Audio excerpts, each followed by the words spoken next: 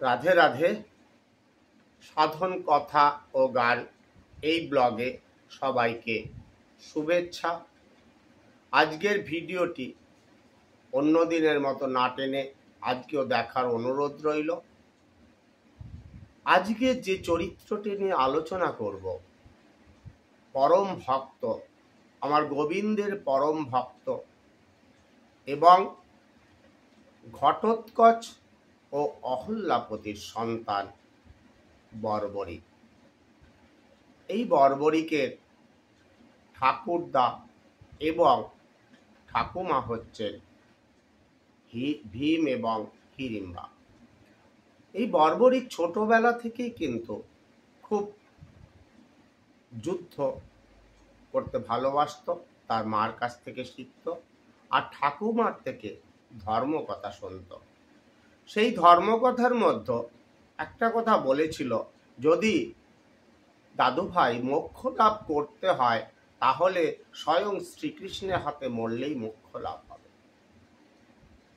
ছোটবেলায় সেই অস্ত্র পাওয়ার জন্য, দিব্য অস্ত্র পাওয়ার জন্য সিদ্ধি মাতা কোথাও কোথাও শিবের ধ্যান করেছিল এবং সেখানে 3টি বাণ পেয়েছিল।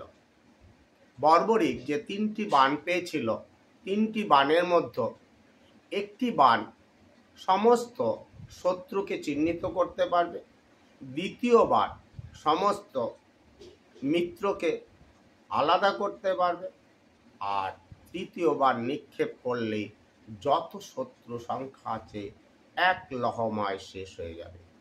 এই রকম 3টি বাণ তার কাছে ছিল। তা তিনি ঠিক করেছিলেন, যখন এই বাণ পেলেন, যে আমিও সবার মতো এই ধর্মক্ষেত্রে, আমিও যুদ্ধক্ষেত্রে, ওই কুরুক্ষেত্রে আমিও যুদ্ধ করতে যাব। শ্রীকৃষ্ণ অন্তর্যামী, সেটি তিনি বুঝতে পারলেন।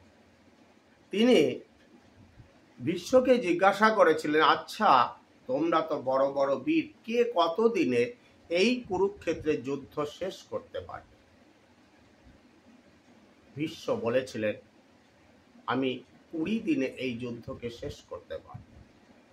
দ্রোণাচার্য বলেছিল, আমি 22 দিনে শেষ করতে পারব।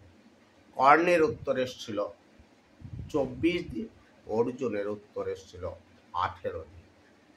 আমরা জানি কুরুক্ষেত্র যুদ্ধ শেষ হয়েছিল 18 দিন। কিন্তু বর্বরিক এক মুহূর্তে সেই যুদ্ধ, সেই ধর্ম স্থাপনের জন্য যে যুদ্ধ, সেই যুদ্ধ যদি শেষ করে দেয়, তাহলে শ্রীকৃষ্ণের তৈরি যুদ্ধের যে কথা, যে অধর্মের নাশ, সেই জিনিসটি কিন্তু প্রকাশ পাবে না। তাই তিনি সবার অলক্ষ্যে সেই বর্বরিকের কাছে গেলেন এবং তার যুদ্ধ করার নীতি এবং তার যে কৌশল, সেটি তিনি জানতে চাইলেন। তিনি একটি বটবৃক্ষের নিচে বসেছিলেন। গোবিন্দ বললেন, আচ্ছা এই গাছের সমস্ত পাতা তুমি এক তীরের সাহায্যে ছেদন করে দেখাও। ধ্যানস্থ হয়ে যখন তীর সঞ্চার করতে যাচ্ছে, গোবিন্দ একটি পাতা তার পায়ের নিচে চাপা দিয়ে রেখে দিলেন। সমস্ত পাতা ছেদ করে যখন গোবিন্দের পায়ের কাছে এসে তীরটি ঘুরছে, তখন বললেন, হে ব্রাহ্মণ, তোমার এই চরণটা সরাও, এর নিচে একটি পাতা আছে, এটি ছেদ করবে, নয়তো দ্বিতীয় তীর নিক্ষেপ করলে তোমার ওই পা ছিন্ন ভিন্ন হয়ে যাবে। শ্রীকৃষ্ণ বুঝতে পারলেন এবং সঙ্গে সঙ্গে পাটি সরিয়ে নিলেন। তখন তার যুদ্ধ কৌশল জানতে চাইলেন, যে তিনি বর্বরিক কোন পক্ষে যুদ্ধ করবে। বর্বরিক বলল, আমি যে পক্ষ দুর্বল সেই পক্ষেই যোগ দেব। শ্রীকৃষ্ণ বললেন, যে তুমি তো সে পক্ষে যোগ দেবে, আজকে তুমি যে পক্ষকে দুর্বল ভাবছো সেই পক্ষে যখন যোগ দেবে, আগামীকাল সেই পক্ষ তো দ্বিতীয় পক্ষ দুর্বল হয়ে যাবে। তাহলে কি তুমি আবার দ্বিতীয় দিন ওই পক্ষ ছেড়ে দ্বিতীয় পক্ষে যোগ দেবে?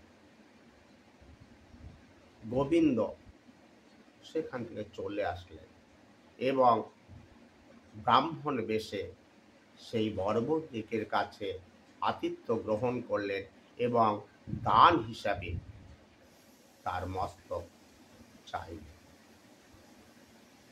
বর্বরিক বুঝতে পারলেন এ ব্রাহ্মণ সাধারণ ব্রাহ্মণ নয়।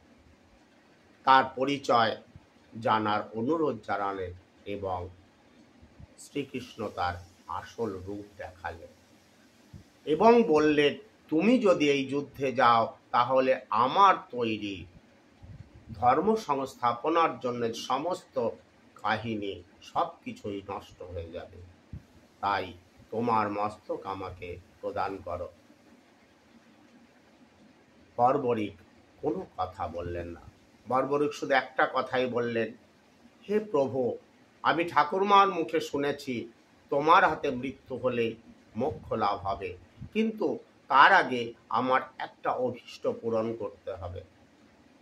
তোমার কাছে আমার বিনীত অনুরোধ, তোমার যে ধর্ম সংস্থাপনের যে 18 দিনের যে সংগ্রাম, যে যুদ্ধ, সেটি যেন আমি স্বচক্ষে দেখতে পারি। শ্রীকৃষ্ণ বললেন, অবশ্যই তোমার ইচ্ছা পূরণ হবে। কুরুক্ষেত্রে একটি উঁচু জায়গায় তাকে রাখা হলো। সেই শির কিন্তু মৃত্যু হলো না, সেই মস্তকটি রাখা হলো এবং 18 দিন ধরে যখন যুদ্ধ চলল, সম্পূর্ণ যুদ্ধ সে দেখল। যুদ্ধ শেষে সমস্ত বীরদের সেখানে নিয়ে আসা হলো। সবাইকে এক এক করে জিজ্ঞাসা করা হলো এই যুদ্ধে কার কি ক্ষমতা প্রয়োগ হয়েছে। সবাই এক এক করে তাদের কথা বলল। যুধিষ্ঠির, ভীম, অর্জুন, নকুল, সহদেব সবাই বললেন। অবশেষে বর্বরিককে জিজ্ঞাসা করলেন। বর্বরিক হাসতে লাগলেন। শেষে বললেন যে আমি এই কুরুক্ষেত্রে যে হত্যা করছে এবং যাকে হত্যা করছে সবার মধ্যে আমি আমার শ্রীকৃষ্ণকেই দেখছি। যিনি হত্যা করতে যাচ্ছেন, হত্যার ঠিক আগেই শ্রীকৃষ্ণ তাকে হত্যা করে দিচ্ছে। অর্থাৎ সারা কুরুক্ষেত্র জুড়ে সবার মধ্যে আমি আমার শ্রীকৃষ্ণকেই দেখছি, অন্য কাউকে দেখছি না। শ্রীকৃষ্ণ তার কথা শুনলেন এবং সবাই মাথা নিচু করলেন আর বর্বরিককে বললেন, হে বর্বরিক, আজ থেকে তোমার মোক্ষ প্রাপ্তি হলো এবং আমার নামে তুমি পূজিত হবে বিভিন্ন স্থানে।